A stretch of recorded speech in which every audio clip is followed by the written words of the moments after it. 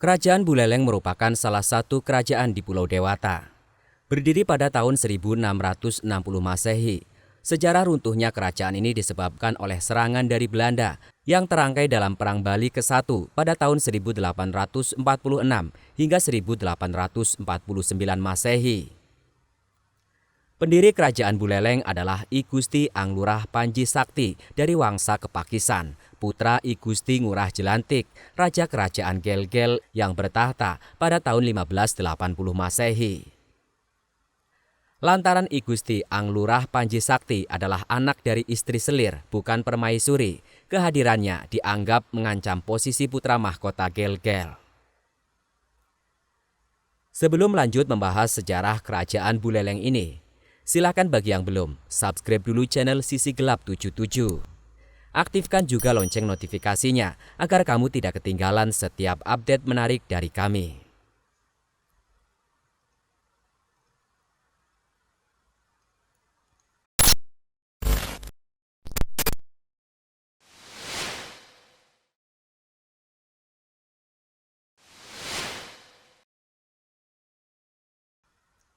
Panji Sakti berbeda dengan anak-anak lainnya. Ia punya keistimewaan, termasuk disebut-sebut memiliki kekuatan supranatural. Maka Panji Sakti kemudian diasingkan ke kampung halaman ibundanya yang bernama Siluh Pasek Goblek, yakni di Desa Panji, wilayah Den Bukit, Bali bagian utara. Panji Sakti tumbuh sebagai sosok pemimpin muda yang cemerlang. Ia berhasil menyatukan wilayah-wilayah di sekitar Den Bukit, bahkan kemudian dinobatkan menjadi raja. Dari sinilah riwayat kerajaan Buleleng bermula pada tahun 1660 Masehi.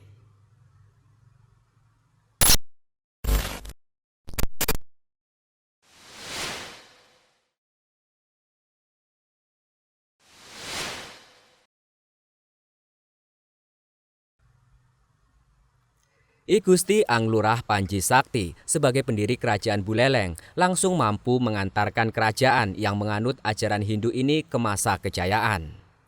Kala itu wilayah kerajaan Buleleng meluas hingga Blambangan Banyuwangi dan Pasuruan, Jawa Timur. Namun sepeninggal sang raja pendiri pada tahun 1704, kerajaan Buleleng perlahan melemah. Selain mengalami kekalahan dan takluk dari kerajaan-kerajaan lain, wilayah Buleleng juga menjadi target serangan penjajah Belanda. Berturut-turut, yakni pada tahun 1846, 1848, dan 1849, Buleleng digempur oleh Belanda. Peperangan ini merupakan rangkaian dari Perang Bali pertama. Buleleng membuat Belanda jengkel lantaran penerapan hukum tawan karang. Hak tawan karang merupakan aturan di mana raja-raja Bali berhak menyita kapal yang karam di wilayah perairan kekuasaan mereka. Hukum tawan karang sejatinya telah diterapkan sejak masa Bali kuno.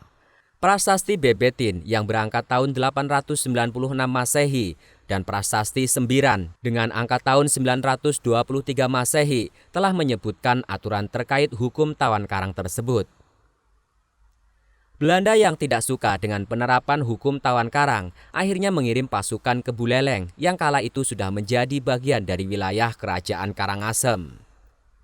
Tanggal 25 Mei 1846, Belanda mulai melancarkan serangan dari laut maupun darat. Perlawanan rakyat Buleleng dipimpin oleh I Gusti Ketut Jelantik yang masih punya garis keturunan dengan I Gusti Anglurah Panji Sakti.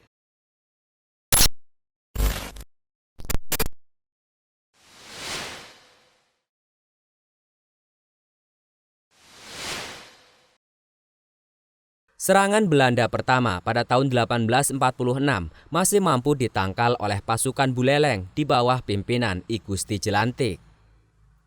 Awal tahun 1848, I Gusti Jelantik menggerakkan pasukan untuk mengusik Belanda secara gerilya. Pos-pos dan kapal-kapal Belanda menjadi sasarannya.